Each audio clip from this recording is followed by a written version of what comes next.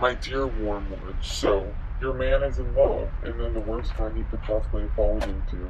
And with the girl who did not even appear in the report you sent me, you may be interested to learn that the little misunderstanding with the secret police, which you tried to raise about some unguarded expressions in one of my letters, has been tidied over. If you are reckoning on that to secure my good offices, you will find yourself mistaken. You shall pay for that as well as for your other blunders. Meanwhile, I enclose a little book just issued on the new House of Correction for Incompleted Characters. It is profusely illustrated, and you will not find a dull page in it. I have looked up this girl's Joker and am horrified at what I find. Not only a Christian, but such a Christian.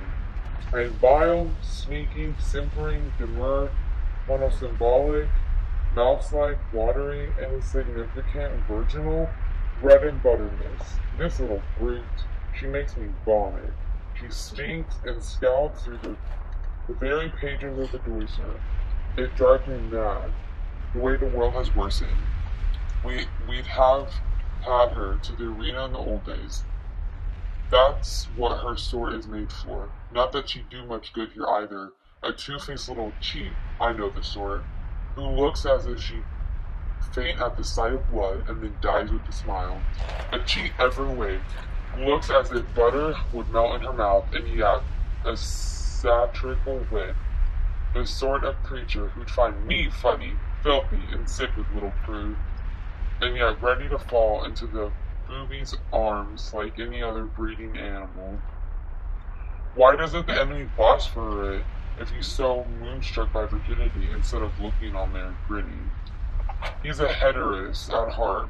All those facts and vigils and stakes and crosses are only a facet, or only like foam on a seashore. Out at sea, out in his sea, there's pleasure and more pleasure. He makes no secret of it. At his right hand are pleasures forevermore. Ugh, I don't even think he has the least inkling of that high and awesome mystery to which we rise in the Mizrahic vision. He's vulgar, Wormwood. He has a prodigious mind. He has filled his world full of pleasures. There are things for humans to do all day long without his minding in the least. Sleeping, washing, eating, drinking, making love, playing, praying, and working.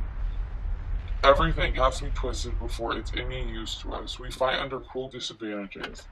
Nothing is naturally on our side. Not that excuses you. I'll settle with you presently. You have always hated me and have been insolent when you dared.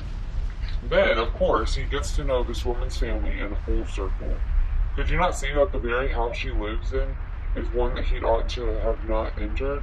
The whole place reeks of that deadly odor. The very gardener, though he has only been there 5 years, is beginning to acquire it. He even guessed, after a weekend visit, carries some of the smell away with him. The dog and the cat are tainted with it, and a house full of the impenetrable mystery. We are certain. It is a matter of first principles that each member of the family must in some way be making capital out of the others, but we can't find out how. They guard as jealously as the enemy himself the secret of what really lies behind the pretense of disinterested love. The whole house and garden is one vast obscenity. It bears a sickening resemblance to the description one human writer made of heaven.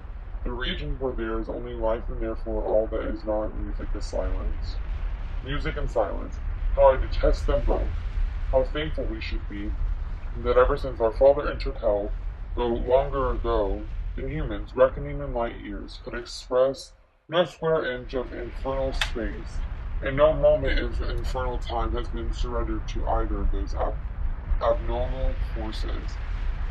But all has been accompanied by noise, the grand dynamism, the audible expression of all that is exfoliant, ruthless, and virile. Noise which alone defend us from silly qualms, despairing scruples, and impossible desires. We will make the whole universe a noise in the end. We have already made great strides in this direction as regards the earth. The melodies and silences of heaven will be shouted down in the end, but I admit we are not yet loud enough, or anything like it. Research is in progress. Meanwhile, you, disgusting little. In the heat of conception, I find that I inadvertently allowed myself to assume the form of a large centipede.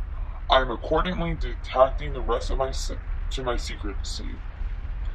Now that the transformation is complete, I recognize it as a physiological phenomenon. Some rumor of it has reached the humans, and a distorted account of it appears in the poet Milton, with the ridiculous addition that such changes of shape are a punishment imposed on us by the enemy. A more modern writer, someone with a name like Shaw, has, however, grasped the truth. Transformation proceeds from within and is a glorious manifestation of the life force which our Father would worship if he worshipped anything but himself. In my present form, I feel even more anxious to see you, to unite you to myself in an indissoluble embrace. Signed, Toad Pipe.